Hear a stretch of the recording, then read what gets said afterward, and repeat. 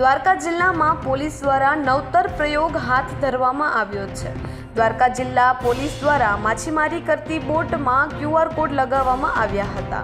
સલાયા બંદર ખાતે fishing બોટોમાં offline QR code લગાવવા માટેની કામગીરી હાથ ધરાઈ, જેમાં અત્રેના જિલ્લાના ASP રાઘવ જૈનના હસ્તે ઓપરેશન ટીક અંતર્ગત જિલ્લામાં માછીમારી કરતી બોટોની ઓળખ આસાનીથી થઈ શકે તે માટે આજે QR કોડ બોટમાં લગાવવામાં આવ્યા હતા।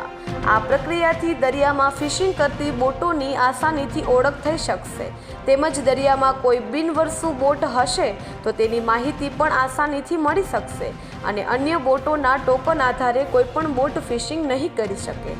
QR કોડથી ઓફલાઈન પણ દરિયામાં વિવિધ એજન્સીઓને બોટોની માહિતી QR કોડ સ્કેન કરવાથી મળી જશે। દરિયામાં QR કોડ ધરાવતી બોટોને પણ આસાની રહેશે અને QR કોડ હોવાથી સ્કેન દ્વારા બોટની માહિતી સંપૂર્ણ મળી જશે। એટલે આ એક નવી પદ્ધતિ અમલમાં મૂકી દ્વારકા પોલીસે આગામી સમયના પડકારોને ડામવા નવી દિશાથી ફાયદો થશે।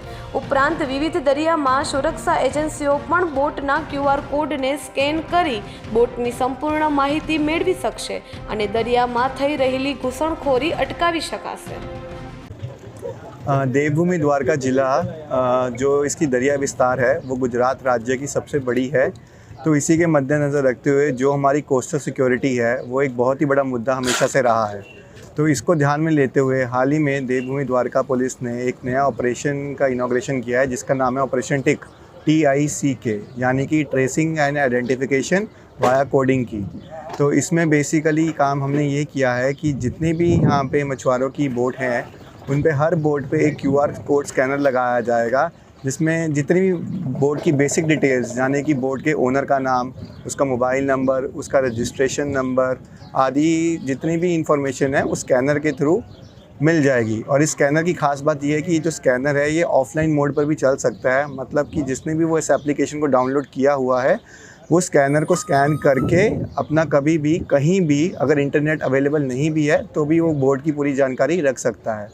इस ऑपरेशन के मेजर फ़ायदे ये हैं कि जब भी कोई बोट पानी विस्तार में जाती है तो जब भी कोई मरीन पुलिस या फिर कोई भी इंस्टीट्यूशन उस बोट की चेकिंग करेगा तो उस स्कैनर को स्कैन करके उस बोट की एग्जैक्ट डिटेल्स ले सकता है।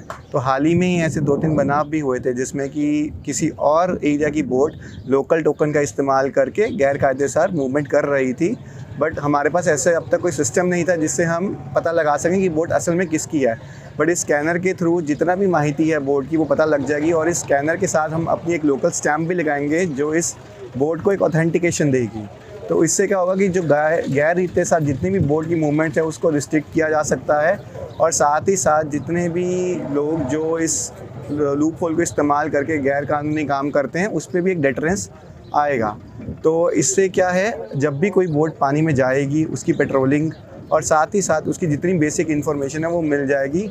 और इन केस अगर कोई हादसा होता है जिस कारण की बोट बिल्कुल ही बिन वारसी पड़ी होती है तो उसकी माहिती भी साथ ही साथ हम निकाल सकते हैं। वरना कई बार ऐसा बनाव बनता है कि बोट पड़ी हुई और हमें नहीं पता लगता कि लोकल बोट है, बाहर की बोट है या फिर कोई संदिग्ध बोट है। हमारे पास स्कैनर और स्टैम्प होगा तो उससे हमें साफ साफ पता लग जाएगा कि हमारी लोकल बोट है और इसमें कोई शक्यता की बात नहीं है। तो ये मोटा भाग जो हमने ऑपरेशन टिक आज शुरू किया है वो हम टारगेट लगा रहे हैं कि अगले 1 महीने में जितनी भी देवभूमि द्वारका की जितनी भी मछुआरों की बोट है हर किसी भी स्कैनर लग जाए और आगे की पेट्रोलिंग इस स्कैनर के थ्रू और डिटेलिंग में हो सके।